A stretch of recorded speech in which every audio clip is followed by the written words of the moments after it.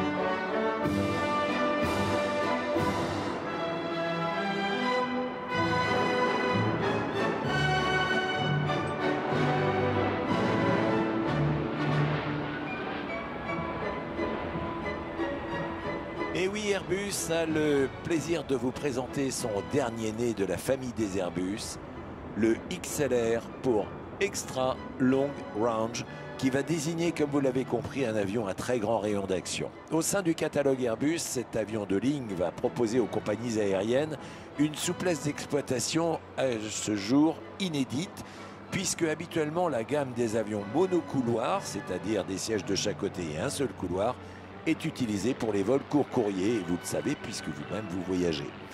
Or, avec l'Airbus A321 XLR, eh bien, le paradigme va changer, puisqu'il est désormais doté d'un rayon d'action allongé. On va à 8700 km pour 11 heures de vol sans escale, avec un avion prévu également faire du court courrier. Cet avion donc possède un atout unique pour les compagnies aériennes, puisqu'il est aussi efficace et utilisable lorsqu'on fait un Paris-Milan que lorsqu'on en fait un Milan-New York. Par voie de conséquence, 244 passagers transportés qui vont retrouver des vols court courrier, voire même intérieurs, avec un confort identique à celui des longs courriers. Sièges spacieux, confortables, des écrans de divertissement de 18 pouces, des atouts de choix pour maximiser la sérénité du voyage, quelle qu'en soit la durée. L'exploitation aérienne commerciale, c'est un secteur d'activité où la saisonnalité peut impliquer des variations de remplissage et de distance à parcourir. L'Airbus A321 XLR, du coup, devient tout à la fois court, moyen et long courrier. Alors cette souplesse d'exploitation, elle est devenue possible parce qu'on est capacité de mettre 1, 2, 3 réservoirs supplémentaires, mais aussi un train d'atterrissage renforcé. Côté motorisation, une modularité qui est à l'honneur, puisque cet avion sera proposé avec une motorisation Pratt & Whitney, mais si vous le souhaitez, vous pouvez également avoir du CFM LEAP. Ces deux motorisations possibles font de l'A321 XLR un avion économique, capable lui aussi de voler avec du carburant SAF pour Sustainable Aviation Fuel. La sauvegarde de notre environnement est au cœur des considérations d'Airbus. Airbus qui s'engage pour l'ensemble de ses projets à réduire au maximum les émissions de gaz à effet de serre. À ce jour, 560 avions ont été commandés par 26 clients et ce n'est que le début. Cet avion, sur une valse de Strauss, aux commandes, Hugues van der Stichel.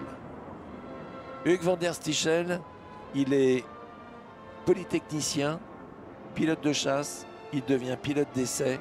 Il est également directeur des études dans des écoles d'ingénieurs. Il est accompagné de Yann Beaufils.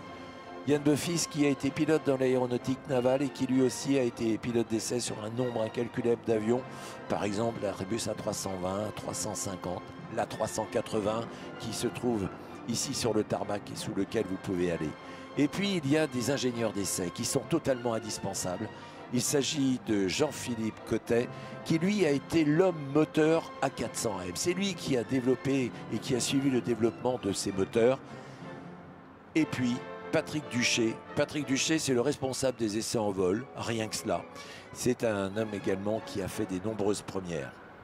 Bien évidemment, Rémi Valois, il n'est pas en reste, il fait partie de ces ingénieurs qui, sans eux, n'auraient pas capacité à développer et à permettre à nous, passagers, de voler en toute sécurité.